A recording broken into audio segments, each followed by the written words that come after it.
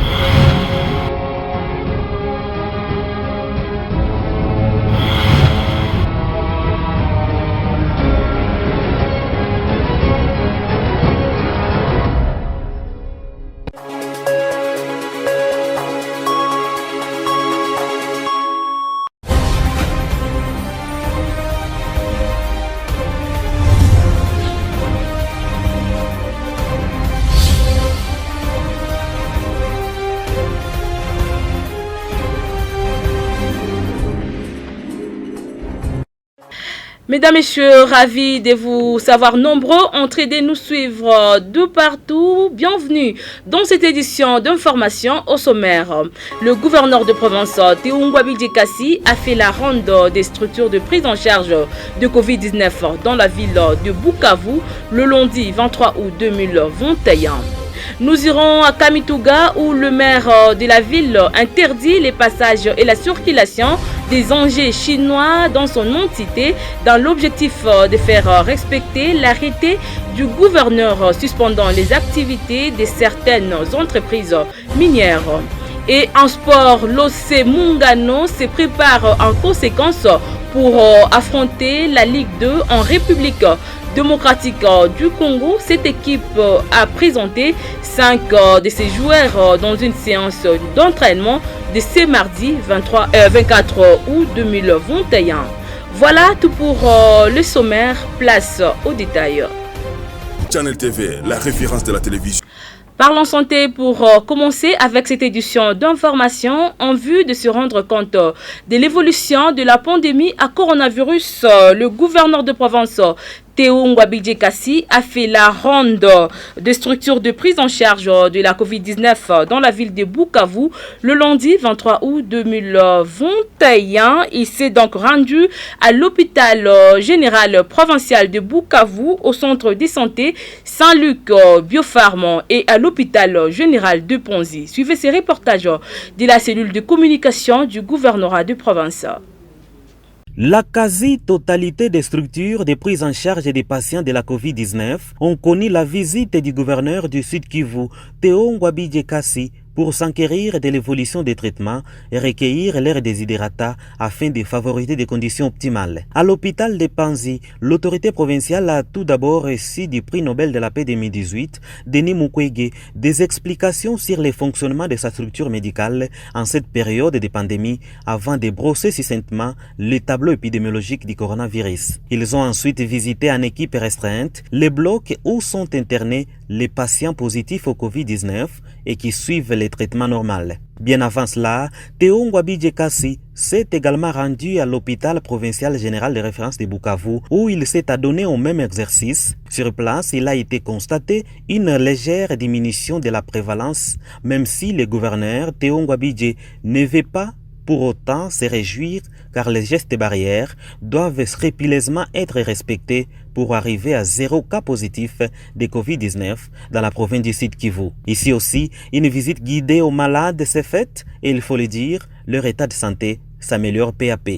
Puis, direction la clinique Saint-Luc où tout un étage que cette structure a réservé à plus ou moins 80 malades de la Covid internés pour faciliter une bonne prise en charge à travers une équipe permanente assignée spécifiquement à cette catégorie, a fait savoir l'un des responsables qui en a profité pour exposer au chef de l'exécutif provincial les difficultés auxquelles ils font face, notamment l'approvisionnement en bonbonnes ou concentrateurs d'oxygène pour les patients sous respirateur. Les mêmes explications lui ont été données au centre hospitalier Biopharm, où il a également abordé, comme partout ailleurs, le protocole utilisé pour le traitement. Il faut le dire, partout où il est passé, le gouverneur Théo Ngwabidje Kassi a salué la bravoure et l'abnégation dont fait montre les personnels soignants, sanctionnés par un taux de réussite encourageant, même si la menace persiste encore. Toujours dans le même chapitre, plus de 80 personnes se sont déjà fait vacciner au centre de santé Charles Mboa à Labotte en commune d'Ibonda depuis l'arrivée du deuxième lot du vaccin AstraZeneca en province du Sud Kivu. Révélation faite ce mardi 24 août 2021 au reporter de votre chaîne Abel Chiza, responsable de cette institution, nous en parle. Suivez. Actuellement, avec les flambées des cas, avec des cas de mortalité qu'on observe ici et là, les gens qui avaient bénéficié de la première dose sont en train de solliciter pour avoir la deuxième dose. Pendant les 2 jours que nous avons vacciné, nous avons atteint 88 personnes. Pourtant, les 125 personnes vaccinés pour la première phase de vaccination, nous les avons réalisés pendant un mois. Les diabétiques, les gens qui ont l'hypertension, les gens qui ont le VIH, les gens qui ont l'asthme, ce sont des gens qui sont prédisposés à avoir des cas de Covid graves. Mais quelque part aussi, je les suscite à se faire vacciner. Et la protection est encore inférieure. C'est de leur dire que la vaccination offre une immunité, bien qu'en faisant les vaccins, selon ce que nous disent les sommités médicales, on peut faire la maladie, mais on ne la fera pas sous forme grave, selon ce que nous connaissons des sommités médicales. Changeons de chapitre à présent, des réunions organisées par les armateurs œuvrant sur le lac Kivu pour contraindre la décision du ministère provincial de transport et voies de communication suspendant la navigation de tout bateau non en règle avec la taxe de navigation. Ces armateurs menacent d'entrer en grève si la décision persiste. Suivez ces reportages que nous propose Pascal Migo. Tout est parti de la lettre du ministère provincial des Transports et Voies de Communication interdisant la navigation de tout bateau, boats ou barges sans avoir payé la taxe de navigation. Cette décision, qui ressemble à une goutte d'eau qui déborde de la vase, pousse ces armateurs de solliciter un audit interne au sein de la régie des voies fluviales qui perçoit cette taxe afin de justifier les montants de 188 528 000 $ américains perçus par la RVF. Ces armateurs s'étonnent de voir, dès lors que leurs réclamations n'ont pas encore trouvé réponse au niveau de Kinshasa, le ministère provincial se précipite à instruire au commissaire Lakistre et commandant du port public de Bukavu de ne plus livrer le permis de sortie à un bateau. Les acteurs de la société civile au Sud Kivu estiment que cette décision nécessite plus l'intervention urgente des autorités afin de pallier à ces problèmes qui risquent de plonger la ville de Bukavu dans une situation compliquée sur le plan ravitaillement en produits de première nécessité en provenance de Goma, au Nord Kivu.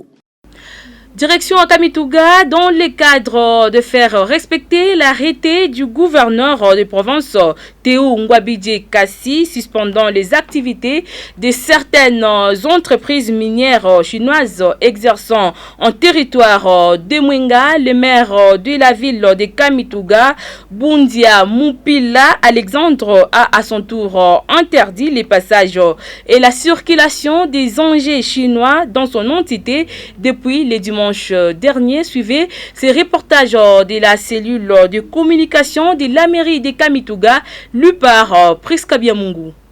Bundia Alexandre a fait le dimanche 22 août 2021 la ronde de la route principale pour vérifier le respect de cette mesure interdisant la circulation de véhicules et engins chinois dans cette ville du territoire de Mwenga en province du Sud Kivu. Ces véhicules et engins chinois transitent à Kamituga pour se rendre dans les sites miniers de la chefferie de Wamuzimu. Bundia Alexandre a promis de sanctionner sévèrement toutes les entreprises et coopératives minières dont le véhicule et autres engins qui seront attrapés en train de circuler dans sa juridiction. Nul n'ignore que ces engins impérativement doivent passer dans la ville de Kamituga en direction de la chefferie de Wamuzimu où ils exploitent de l'or. En application de cet arrêté de son excellence, la mesure est prise dans la ville de Kamituga. Tous ces engins roulants de ces compagnies minières sont loués dans la ville jusqu'à nouvel ordre. Effectivement, une compagnie chinoise voulait réparer les ponts mobiles pour faire passer leurs engins, raison pour laquelle j'étais obligé de faire la ronde de la ville pour s'enquérir des mesures du gouverneur de province et nous leur promettons que les sanctions immédiates s'en suivront. Philippe Massoudi, membre de la société civile, salue cette décision prise par l'autorité provinciale. Pour lui, l'exploitation illicite de minerais contribue négativement au développement de la province. Pour aux avancées que nous pouvons observer dans le secteur minier au Sud Kivu, nous pouvons d'abord féliciter et encourager, jeter de fleurs au gouvernement provincial à travers le gouverneur de province qui venait justement de prendre certaines mesures suspendant l'exploitation illicite de minerais par des entreprises qui ne sont pas en ordre avec l'État congolais au niveau, par exemple, du territoire de Mwenga. Ça, c'est vraiment de l'avancée parce qu'il s'est avéré que l'exploitation illicite de minerais au niveau de la province du Sud Kivu demeurait un manque à gagner.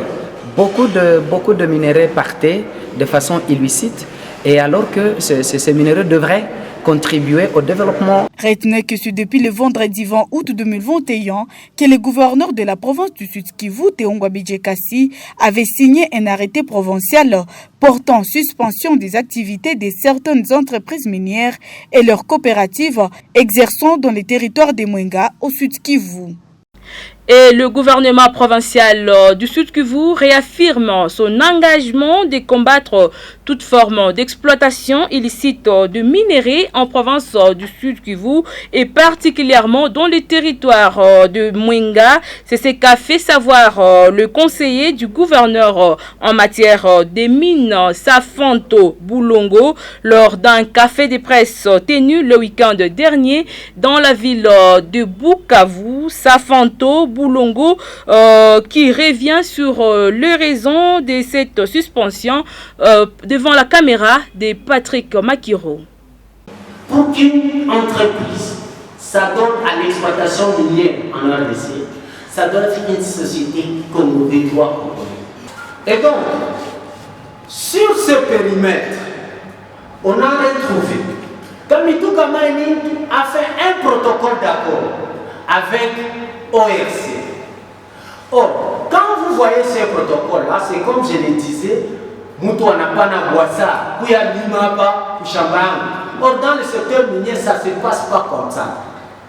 Il y a Groupe Cristal avec la coopérative Lotto qui travaillait dans l'espace couvert par Kamituga Mining, donc sur l'espace de Kamituga Mining.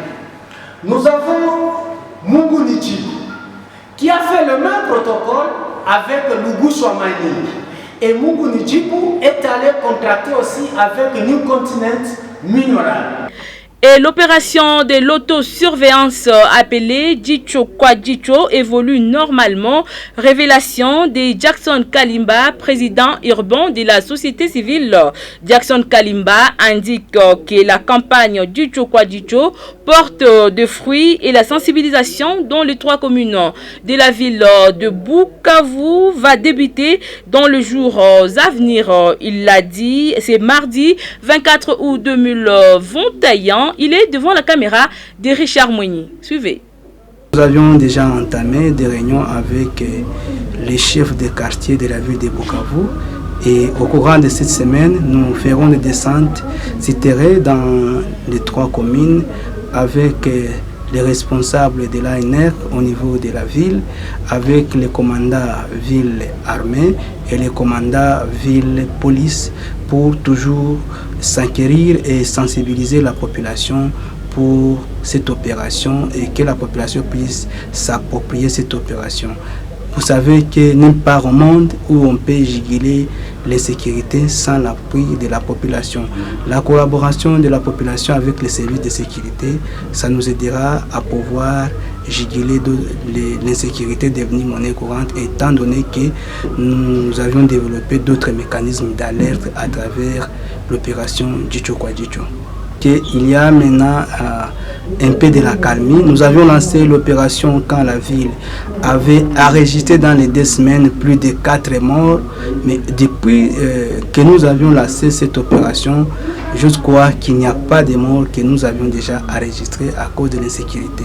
Parlons sport pour finir avec cette édition d'information. L'OC Mungano poursuit sa préparation en Ligue nationale de football division 2 en République démocratique du Congo. Les Chalalilés du Sud Kivu ont présenté 5 nouveaux joueurs en provenance des Goma aux fanatiques ce mardi 24 août 2021 lors d'une séance d'entraînement au stade de la Concorde de Kadoudou. Eric Mouroula nous en dit plus. Suivez. Le bleu et blanc du Sud Kivu s'annonce prêt à affronter la Ligue nationale de football division 1 en République démocratique du Congo. Lors d'une séance d'entraînement au stade de la Concorde de Kadoudou, plus de 20 joueurs ont répondu présents à l'appel de l'entraîneur en vue de préparer le championnat. Mahomé Lunanga, entraîneur de l'OC Mungano, se montre très confiant de la préparation de ses joueurs. Lunanga signale en outre quelques soucis, toujours dans le recrutement, et souhaite avoir des autres gardiens à sa possession. Mon souci est d'avoir tous les joueurs dans différents compartiments. Mais ce qui pêche beaucoup, c'est le compartiment des gardiens de but. C'est-à-dire, il faut avoir au moins 4 gardiens de but. Mais pour le moment, j'en ai que 2. Il faut chercher encore 2 bons gardiens, des très bons gardiens qui sont habitués à la compétition. Mais d'autres compartiments, c'est pour la défense, la médiane, l'attaque. Je crois qu'il y a une petite amélioration parce que les joueurs qui sont venus de Goma, les 5 joueurs là, il y a du talent. J'ai vu 3 joueurs, il y a un latéral là qui est offensif, il y a un milieu récupérateur, il y a l'attaquant qui tire. Moi ça me fait plaisir. Docteur Isokelo Monoko, président des comités de coordination sortant de l'OC Mungano, touché par la situation que traverse son équipe, a lancé un message de réconfort aux joueurs pour préparer les championnats en cours et invite les anciens à prendre le large d'une manière sportive. Le message que j'ai amené pour les joueurs de l'OC Mungano, c'est un message de réconfort parce qu'ils ont commencé les entraînements et je ne les avais pas encore vus. Non seulement que j'ai reçu 5 joueurs qui sont venus de Goma pour faire leurs tests au sein de l'OC Mungano. Je voulais les voir moi-même et dire aux jeunes gens que nous comptons beaucoup sur eux pour l'avenir de Mungano. Ils doivent être engagés, disciplinés et réguliers dans les entraînements pour mériter la qualité des fanatiques et des entraîneurs. Signalons que l'OC Mungano est l'une des 4 équipes qui vont représenter la province du Sud qui vont en Ligue nationale de football division 1 en République démocratique du Congo. Mesdames, Messieurs, voilà ce qui vient mettre un terme à cette édition d'information. Merci à vous de l'avoir suivi. Surtout, respectez les mesures barrières pour limiter la propagation de la pandémie à coronavirus. Portez-vous bien. Au revoir.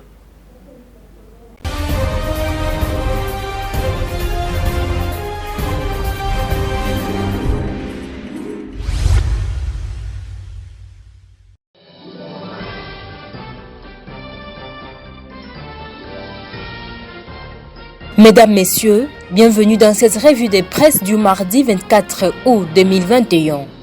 Le président de la commission mixte paritaire mise en place par l'Assemblée nationale, André Mbata, a affirmé lundi 23 août que sa commission est décidée d'avancer malgré les pesanteurs constatés au sein de la plateforme de confession religieuse, rapporte les potentiels. Le rapport sera déposé cette semaine au bureau de l'Assemblée nationale. Il sera ensuite présenté à la plénière, a-t-il fait savoir à ceux qui pensent jouer indéfiniment aux prolongations, explique les tabloïds.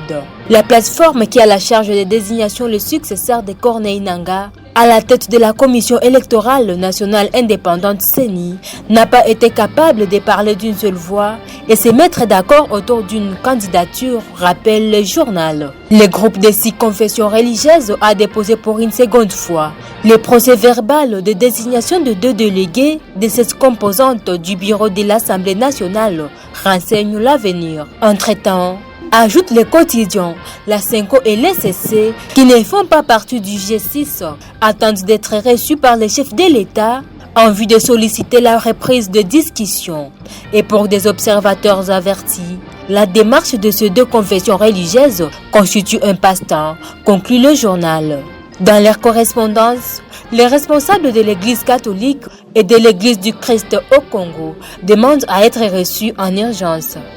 Mais ils n'ont toujours pas de réponse, note la prospérité. Ils s'opposent à la candidature de Denis Kadima, qu'ils jugent trop proche du pouvoir. Au cabinet du chef de l'État, on explique que le dossier est sur la table. Félix Tshisekedi a un programme chargé. C'est mardi 24 août 2021. Il doit se rendre en Zambie pour la prestation des serments du président Hakainde Hichilema.